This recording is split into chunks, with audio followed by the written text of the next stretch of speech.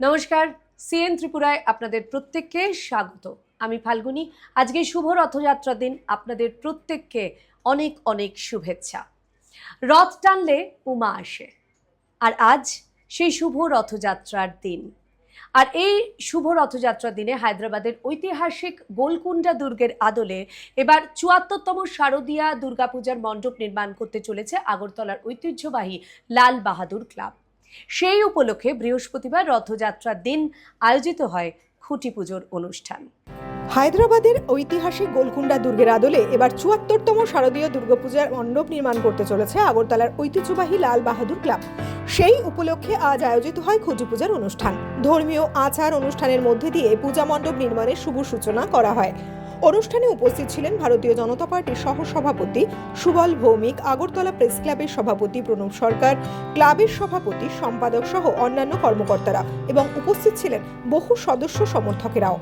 চিরাচরিত ঐতিহ্য মেনেই লাল বাহাদুর ক্লাব মানে পঞ্চবটি দুর্গোৎসব কমিটি, আপনারা জানেন এটা মানে দশকের পর দশক সবচেয়ে পুরনো স্মৃতি নিয়ে আছে লাল বাহাদুর ক্লাব। লাল বাহাদুর ক্লাবেরই একটা বড় সার্বজনীন দুর্গোৎসব আজকে, যার খুঁটি পূজা উদ্বোধন হলো। ক্লাব কর্তৃপক্ষ জানিয়েছেন, প্রতি বছরের মতো এবারও দর্শনার্থীদের জন্য আকর্ষণীয় থিম, মনোমুগ্ধকর আলোকসজ্জা এবং সুপরিকল্পিত সাংস্কৃতিক আয়োজন থাকবে। হায়দ্রাবাদে গোলকুন্ডা দুর্গের অনুকরণে তৈরি হতে যাওয়া এই মণ্ডপটি ইতিমধ্যেই শহরবাসীর মধ্যে ব্যাপক আগ্রহের সৃষ্টি করেছে। এবারের দুর্গাপূজাকে ঘিরে সকলের সহযোগিতায় একটি সুন্দর, নিরাপদ ও সুষ্ঠু উৎসব উপহার দেওয়ার প্রত্যাশা ব্যক্ত করেছেন উপস্থিত অতিথি ও ক্লাব কর্তৃপক্ষ। ত্রিপুরা থেকে দেবাশিস বোসের রিপোর্ট, সিএন ত্রিপুরা। বিজেপির কর্মকর্তারা অনাথ না, লাওয়ারিসও না, তাদের পাশে রয়েছে তাদের দিদি প্রতিমা ভৌমিক। জিবি হাসপাতালে দলীয় কর্মীদের পাশে দাঁড়িয়ে প্রশাসনকে কড়া বার্তা দিলেন বিজেপির প্রাক্তন কেন্দ্রীয় প্রতিমন্ত্রী প্রতিমা ভৌমিক। কেন হঠাৎ মন্ত্রীর এই হুঙ্কার, দেখুন। জিবি হাসপাতালে দলীয় কর্মীদের পাশে দাঁড়িয়ে প্রশাসনকে কড়া বার্তা দিলেন বিজেপির প্রাক্তন কেন্দ্রীয় প্রতিমন্ত্রী প্রতিমা বন্দ্যোপাধ্যায়। তিনি বলেন, বিজেপির কর্মীরা অনাথ না, লাওয়ারিসও নন, তাদের পাশে তিনি রয়েছেন। একই সঙ্গে প্রশাসনকে দ্রুত ব্যবস্থা নেওয়ার আহ্বান জানান তিনি। বুধবার জিবি হাসপাতালে চিকিৎসাধীন বিজেপির কয়েকজন দলীয় কর্মীর সঙ্গে দেখা করতে যান প্রাক্তন কেন্দ্রীয় প্রতিমন্ত্রী প্রতিমা ভৌমিক। তাদের শারীরিক অবস্থার খোঁজ খবর নেওয়ার পাশাপাশি পরিবারের সদস্যদের সঙ্গে কথাও বলেন তিনি। সাংবাদিকদের মুখোমুখি হয়ে প্রতিমা ভৌমিক বলেন, বিজেপির কার্যকর্তারা অনাথ না, লাওয়ারিসও না, তাদের পাশে তাদের দিদি প্রতিমা ভৌমিক রয়েছেন। প্রশাসন যদি তাদের প্রয়োজনীয় ব্যবস্থা না নেয়, তাহলে বিজেপি কর্মীরাই তাদের ব্যবস্থা করবে। তিনি আরো বলেন, আইন মেনে প্রশাসনের উচিত দ্রুত প্রয়োজনীয় পদক্ষেপ গ্রহণ করা এবং দলীয় কর্মীদের নিরাপত্তা ও ন্যায্য অধিকার নিশ্চিত করা। এদিকে আহত বিজেপি কর্মীর অভিযোগ, রাতে বাড়ি ফেরার সময় তাদের পাড়ার বাম নেতা মানিক ঘোষ পথ আটকে তাকে মারধর করে। বিজেপি করার জন্যই তার এই করুণ পরিণতি বলে ওই বামপন্থী নেতা বলেও দাবি করেন আহত বিজেপি কর্মী। বামপন্থী বাইক দিয়া নামতেছে, হঠাৎ আমার দেখে আমার গাড়ির সামনে দাঁড়ায় গেছে। আহত বিজেপি কর্মীদের দেখার পর তাদের পাশে থাকার আশ্বাস দেন প্রতিমা ভৌমিক। প্রতিমা ভৌমিকের এই মন্তব্যকে ঘিরে রাজনৈতিক মহলে নতুন করে আলোচনা শুরু হয়েছে। এখন প্রশাসন এই বিষয়ে কি পদক্ষেপ নেয় সেদিকেই নজর রয়েছে সকলের। ত্রিপুরা থেকে দেবাশিস বোসের রিপোর্ট, সিএন ত্রিপুরা। বিশালগড় বিধানসভার উন্নয়নের ধারাবাহিকতায় শিক্ষাক্ষেত্রে আরও একটি গুরুত্বপূর্ণ সংযোজন। বিধায়ক সুশান্ত দেবের উদ্যোগে উদ্বোধন হল মধ্যলক্ষ্মীবিল গ্রাম পঞ্চায়েতের অন্তর্গত শুভ চেতনা প্রাথমিক বিদ্যালয়ের। অনুষ্ঠানে শিক্ষার্থীদের উদ্দেশ্যে কি বার্তা দিলেন বিধায়ক, শুনুন। বিশালগড় বিধানসভার উন্নয়নের ধারাবাহিকতায় শিক্ষাক্ষেত্রে আরও একটি গুরুত্বপূর্ণ সংযোজন। বুধবার মধ্যলক্ষ্মীবিল গ্রাম পঞ্চায়েতের অন্তর্গত শুভ চেতনা প্রাথমিক বিদ্যালয়ের উদ্বোধন হল নবনির্মিত বিদ্যালয় ভবন। বিধায়ক এলাকা উন্নয়ন তহবিল থেকে নির্মিত এই আধুনিক বিদ্যালয় ভবনের শুভ উদ্বোধন করেন বিশালগড়ের জনপ্রিয় বিধায়ক সুশান্ত দেব। শিক্ষার মানোন্নয়ন এবং শিক্ষার্থীদের জন্য উন্নত পরিকাঠামো গড়ে তোলার লক্ষ্যে তার নিরলস প্রচেষ্টারই আরেকটি বাস্তব রূপ এই নতুন ভবন। উদ্বোধনী অনুষ্ঠানে বক্তব্য রাখতে গিয়ে বিধায়ক সুশান্ত দেব বলেন, একটি উন্নত বিদ্যালয় মানেই একটি উজ্জ্বল ভবিষ্যতের ভিত্তি। শিক্ষার্থীদের সুন্দর শিক্ষার পরিবেশ নিশ্চিত করতে এবং আগামী প্রজন্মকে আরও এগিয়ে নিয়ে যেতে এই ধরনের উন্নয়নমূলক কাজ ভবিষ্যতেও অব্যাহত থাকবে। নতুন করে শুরু করা অত্যন্ত প্রয়োজন এবং এই কালের বিবর্তনে আমাদের কৃষ্টি সংস্কৃতি হারিয়ে যাচ্ছে।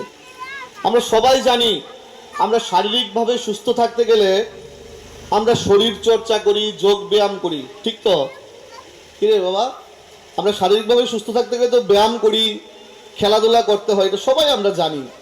কিন্তু আমরা মানসিকভাবে সুস্থ থাকতে গেলে দেখবেন যারা যারা কম্পিউটার শিখে, নিশ্চয়ই এই স্কুলেও কম্পিউটার প্রশিক্ষক আছে, মানে হার্ডওয়্যার এবং সফটওয়্যার আছে। হার্ডওয়্যার তো আমরা হাতে ঠিক করতে পারি, কিন্তু সফটওয়্যারটা কিন্তু অন্যভাবে ঠিক করতে হয়। আমাদের সফটওয়্যারটা ঠিক রাখতে গেলে আমরা যদি মেন্টালি আমাদেরকে ঠিক রাখতে চাই, আমাদের আধ্যাত্মিক চর্চা, সাংস্কৃতিক চর্চা লাগবে।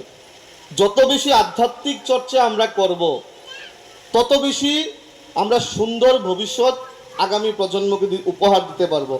যত বেশি সাংস্কৃতিক চর্চা করব, আপনারা দেখবেন মন খারাপ থাকলে একটু যদি গান শুনি, ভালো কোনো গান শুনি, তাহলে আমাদের মনটা রিফ্রেশ হয়ে যায়।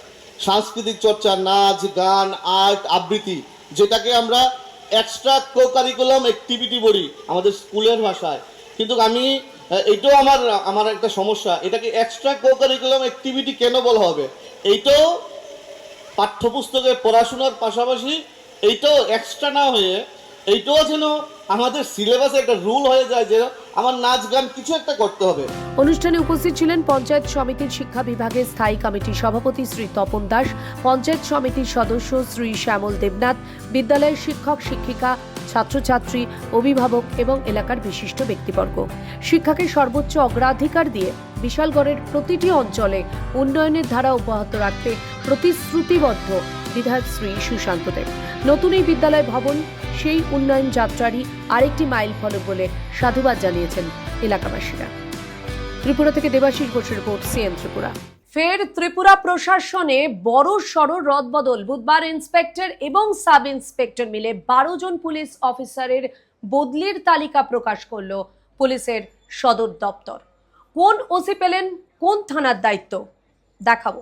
বুধবার ইন্সপেক্টর এবং সাব ইন্সপেক্টর মিলে 12 জন পুলিশ অফিসারের বদলি তালিকা প্রকাশ করল পুলিশের সদর দপ্তর। বদলির তালিকায় মূলত চমক ছিল রাজধানীর সমস্ত থানার ওসি বদল। জারি করা নির্দেশিকায় জানানো হয়েছে, পশ্চিম থানার নতুন ওসি হিসেবে দায়িত্ব নিচ্ছেন ইন্সপেক্টর সঞ্জিত সেন। বর্তমান ওসি রানা চ্যাটার্জিকে পাঠানো হয়েছে আমতলী থানায়। অন্যদিকে আমতলী থানার ওসি পরিতোষ দাসকে এনসিসি থানার দায়িত্বে দেওয়া হয়েছে। পূর্ব আগরতলা থানায় নতুন ওসি হিসেবে দায়িত্ব পেয়েছেন কৃষ্ণধন সরকার। তিনি বর্তমানে খোয়াই থানার ওসি হিসেবে দায়িত্ব পালন করছেন। শ্রীনগর থানার ওসি করা হয়েছে বিষ্ণুচন্দ্র দাসকে। তিনি ছিলেন বাইখোরা থানার ওসি। তালিকায় মহিলা থানার আধিকারিকদের ক্ষেত্রেও পরিবর্তন এসেছে। পশ্চিম মহিলা থানায় দায়িত্ব পেয়েছেন এসআই রিপিতা ভট্টাচার্য। বিশালগড় মহিলা থানায় বদলি হয়েছেন এসআই মৌসুমী দত্ত। তিনি টিপিসিবিতে কর্মরত রয়েছেন। এনসিসি থানার ওসি প্রজিত মালাকারকে নিয়ে যাওয়া হয়েছে খোয়াই থানায়। পশ্চিম জেলা পুলিশের ইন্সপেক্টর সুবিমল বর্মনকে বিলোনিয়া থানার ওসি করে পাঠানো হয়েছে। ইন্সপেক্টর অরুণা দায় দাসকে শ্রীনগর থানার ওসি থেকে বাইখোরা থানার ওসি করা হয়েছে। আইসি মহিলা ইন্সপেক্টর শিপ্রা বালাচন্দকে দক্ষিণ জেলা থেকে টিপিসিবিতে নিয়ে যাওয়া হয়েছে। অন্যদিকে ওসি মহিলা ইন্সপেক্টর মুন্না মজুমদারকে পশ্চিম মহিলা থানা থেকে দক্ষিণ জেলায় পাঠানো হয়েছে। ত্রিপুরা থেকে দেবাশিস ঘোষের রিপোর্ট, সিএন ত্রিপুরা। দাদু দিদার কোলে খেলবে নাতি নাতনি, এটাই চিরাচরিত চেনা ছবি। কিন্তু কৈলাসহরে উঠে এলো এর ঠিক এক বিপরীত চিত্র। দাম্পত্য কলহের জেরে নিজের বাবা মায়ের কাছে আশ্রয় নিতে এসে যে কি করুণ পরিণতি হলো মেয়ের ও তার একরত্তি শিশু কন্যার, আর আদালতই বা তার কি বিচার দিল দেখাবো আপনাদের। মানবিকতার সমস্ত সীমা অতিক্রম করা এক নৃশংস অপরাধের ঘটনার 4 বছর পর বিচার পেল নবজাতক কন্যা সন্তান।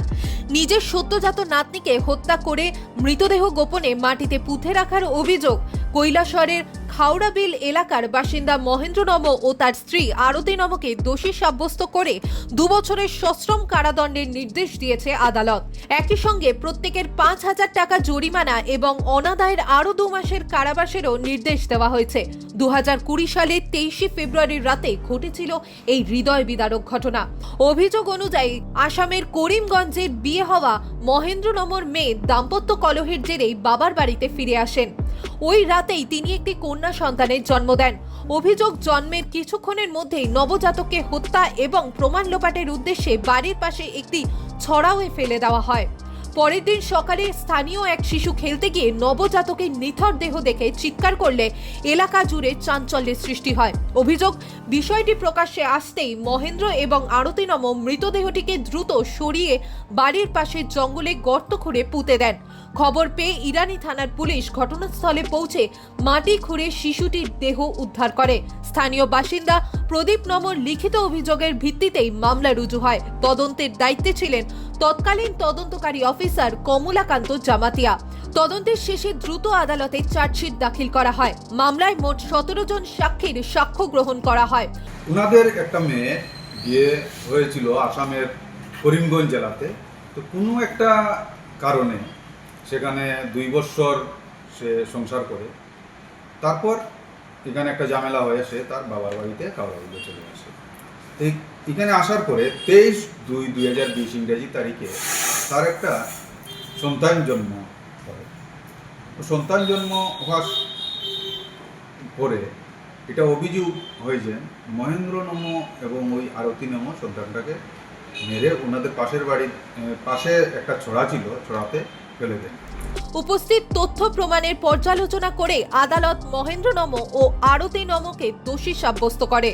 তবে একই মামলায় অভিযুক্ত অপর আরও এক ব্যক্তির বিরুদ্ধে পর্যাপ্ত প্রমাণ না পাওয়ায় আদালত তাকে রেহাই দেয়। রায় ঘোষণার পর সরকারি আইনজীবী তথা পাবলিক প্রসিকিউটর সুনির্মল দেব সাংবাদিক বৈঠকে এই মামলার বিভিন্ন দিক তুলে ধরেন। তিনি জানান, দীর্ঘ বিচার প্রক্রিয়ার পর আদালত তথ্য প্রমাণের ভিত্তিতেই এই রায় দিয়েছে। টোটাল 17 জন সাক্ষীর সাক্ষ্যবাক্য এই মামলাতে গ্রহণ করা হয়, মাননীয় আদালত গ্রহণ করেন। সবগুলাই প্রসিকিউশন পক্ষের সাক্ষী ছিল এবং অদ্য এই মাননীয় সেশন জাজ শ্রী প্রকাশ কুমার মহাশয় এই মামলার আজকে রায়দান করেন এবং এই মহেন্দ্র নম এবং আরতি নমকে সেকশন 201 অফ আইপিসি মূল্যে 2 বছরের জেল এবং 5,000 টাকা জরিমানা প্রত্যেককে দেন। সেই 5,000 টাকা যদি উনি না দিতে পারেন তাহলে আরও 2 মাসের জেল। 4 বছর আগে ঘটে যাওয়া এই নৃশংস নবজাতকের হত্যার মামলা আদালতের রায়কে সমাজের কাছে এক গুরুত্বপূর্ণ বার্তা হিসেবে দেখেছে আইনজীবী মহল ও সচেতন নাগরিকরা। তাদের মতে, শিশু হত্যার মতো জঘন্য অপরাধের ক্ষেত্রে আইনের কঠোর অবস্থান ভবিষ্যতে এ ধরনের অপরাধ রোধে গুরুত্বপূর্ণ ভূমিকা রাখবে। ত্রিপুরা থেকে দেবাশিস বসুর report, CN Tripura. CN Tripura update এখনকার মতো এ পর্যন্তই। ত্রিপুরার বিভিন্ন গুরুত্বপূর্ণ খবর পেতে চোখ রাখুন CN Tripura, real voice of Tripura.